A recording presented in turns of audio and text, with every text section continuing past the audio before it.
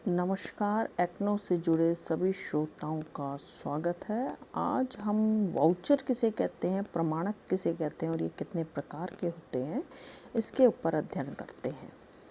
हम जानते हैं कि व्यावसायिक लेन देनों को प्रमाणित करने वाले जो लिखित प्रलेख होते हैं उन्हें हम मूल प्रलेख कहते हैं, यानी कि सोर्स डॉक्यूमेंट।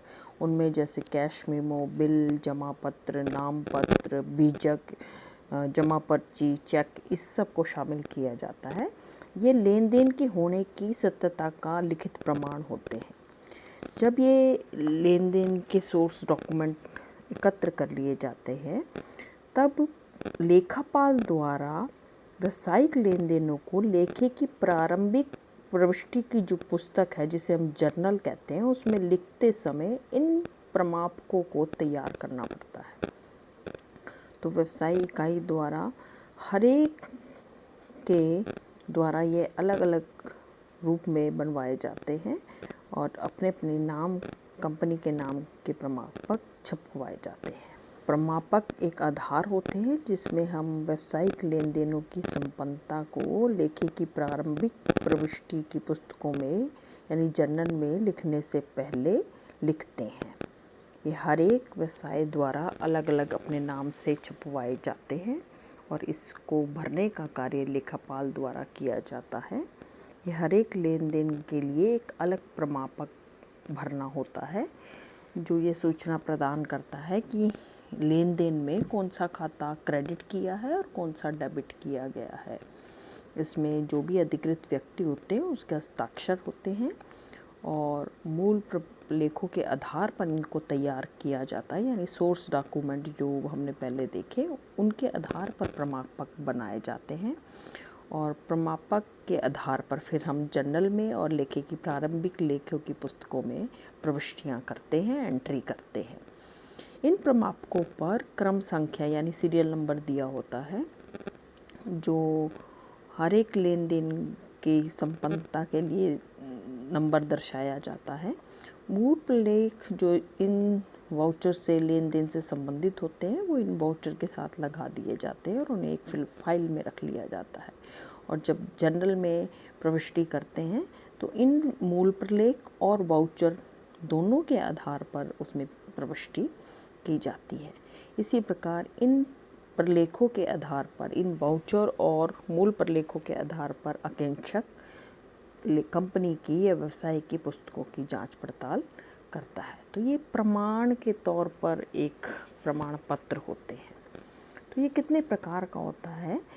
प्रमापक प्राय दो प्रकार के होते हैं। गैर नकदी प्रमापक जिसे नॉन कैश वाउचर कहते हैं और दूसरा है नकदी प्रमापक जिसे कैश वाउचर कहते हैं। नकदी प्रमापक को आगे हम और दो भागों में बांट सकते हैं, डेबिट प्रमापक और क्रेडिट प्रमापक। तो आइए चलिए इनके बारे में जानने का प्रयास करते हैं। गैर नकदी प्रमापक नाम से स्पष्ट है, ऐसे प्रमापक बनाए जा रहे हैं लेखापाल द्वारा जो नकद व्यवहार को नहीं दिखा रहे, यानी जिसमें उधार लेन देन हुआ है उस व्यवहार को दिखाने के लिए जो प्रमापक तैयार किए जा रहे हैं उसे हम गैर नकदी प्रमापक कहेंगे। इन प्रमापकों को हम हस्तांतरण प्रमापक के नाम से भी जानते हैं, इंग्लिश में ट्रांसफ़र वाउचर कहा जाता है।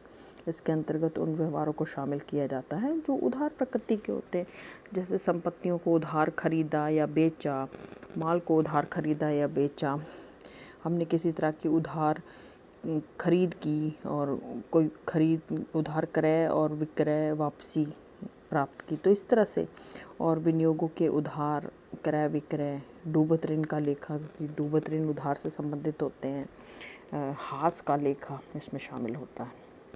इसकी विशेष सामग्री क्या होती है कि मतलब इसमें कौन कौन सी सूचनाओं को शामिल किया जाता है, जैसे प्रमापक तैयार करने की तिथि क्या है, उसकी क्रम संख्या क्या है, उसमें डेबिट क्रेडिट किए गए खाते का नाम क्या है, आवश्यक विवरण सहित लेन देन का संक्षिप्त व्याख्या भी करनी पड़ती है, लेन देन की राशि कितनी है, मूल प्रलेख उसके साथ जो नत्थी किया है उसका नंबर क्या है, इसका प्रारूप आप चित्र में ध्यान से देख सकते हैं। इन सब बातों का वर्णन इसमें किया गया है। अब हम देखते हैं नकद प्रमापक क्या होते हैं। नकद प्रमापक नाम से ही स्पष्ट है, ऐसे प्रमापक जो नकद व्यवहार यानी नकद प्राप्ति और नकद भुगतानों के लिए तैयार किए जाते हैं उन्हें हम नकद प्रमापक कहते हैं। दो प्रकार के होते हैं, डेबिट प्रमापक और क्रेडिट प्रमापक। डेबिट प्रमापक यानी नकद भुगतानों के लिए तैयार किए जाते हैं। नकद भुगतानों में जैसे कोई भी चीज़ नकद खरीदी, संपत्ति को नकद खरीदा, माल को नकद खरीदा, बैंक में नकद पैसा जमा करवाया, लेनदारों से नकद पैसा प्राप्त किया, वेतन, किराया आदि व्ययों का लेनदारों को नकद भुगतान किया, किसी तरह का खर्चा किया उसका भुगतान किया, यहाँ पे भी हमने खर्चा किया, यहाँ पे भी नकद पैसे दिए, उन सब व्यवहारों को इसमें दर्शाया जाता है। इसको लिखते समय हमें निम्न सूचनाएं प्रकट करनी होती है, जैसे प्रमापक की क्रम संख्या, उसकी तिथि, उसके बाद डेबिट किए जाने वाले खाते का नाम, लेन देन की राशि, चित्र में आप इसको देख सकते हैं, और उसके बाद मूल प्रलेख का क्या नंबर होगा, आवश्यक विवरण जिसमें संक्षिप्त ब्यौरा देना पड़ेगा, तो वो सब इसमें दिखाया जाता है। यहाँ पर ध्यान रखना कि डेबिट प्रमापक में जब भी 5,000 से ऊपर की राशि हो जाती है तो 1 रुपये की रसीदी टिकट लगाई जाती है, और उस पर जो हमें भुगतान दे रहा होता है उस व्यक्ति से हस्ताक्षर करवा लिए जाते हैं, तो ये ध्यान रखिएगा।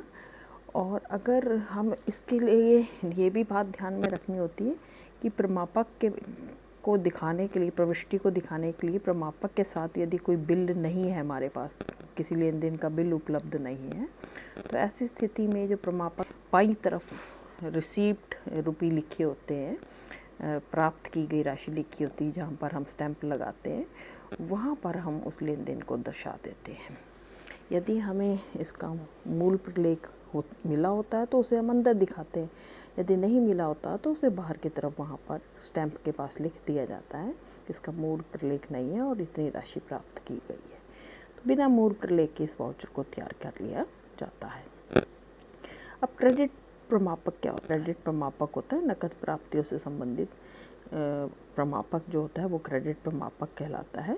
इसके अंतर्गत हम उन सभी बातों को शामिल करते हैं जिनसे हमें नकद पैसा मिला हो, जैसे माल को बेचने पर नकद पैसा मिला, संपत्तियों को बेचने पर किसी तरह की देनदारियों ने हमें पैसा दे दिया, डेटर्स ने पैसा दे दिया, बैंक से हमने पैसा निकलवा लिया, वो हमारे पास आ गया, विनियोगों पर लाभांश मिल गया, कोई कमीशन प्राप्त हो गया, कोई ब्याज प्राप्त हो गया, तो ये सब कारण हैं जिनसे पैसा प्राप्त होगा, तो इसके लिए हम क्रेडिट प्रमापक भरेंगे।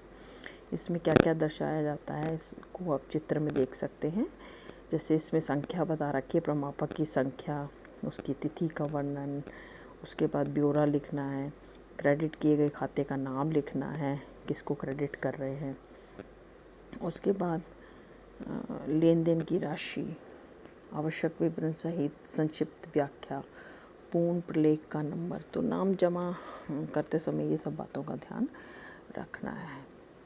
तो इस तरह से हमने देखा कि प्रमापक क्या होता है और उसका क्या प्रारूप है और उसको लिखने का क्या तरीका है। आशा आपके समझ में आया होगा। बने रहिए एक्नो पर और हमारे व्यावसायिक अध्ययन के चैनल नित्य दर्शन से भी जुड़िए। अगला जो वीडियो है वो हमारा जर्नल क्या होता है और उसमें किस तरह से प्रविष्टियाँ की जाती है उस पर आधारित होगा। धन्यवाद। इसे शेयर, लाइक और सब्सक्राइब करना ना भूलें।